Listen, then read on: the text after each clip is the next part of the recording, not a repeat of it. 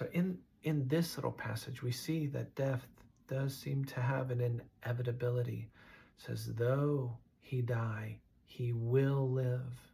And anybody who's alive today and believes in me, he will never die. And I feel like that's will never die forever. Will never die forever. I've known people who have passed, but I have such a strong conviction and a belief that they did not pass alone, that they passed into the presence of the Lord.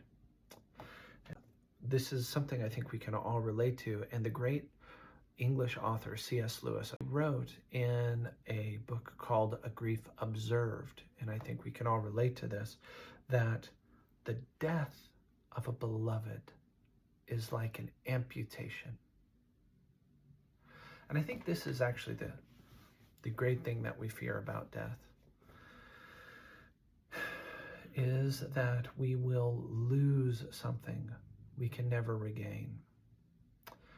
And this fear of death, the book of Hebrews talks about it begins to make decisions for us.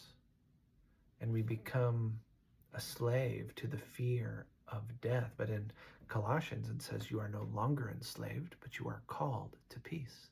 So thank God for that, when you've been called into peace by the Lord.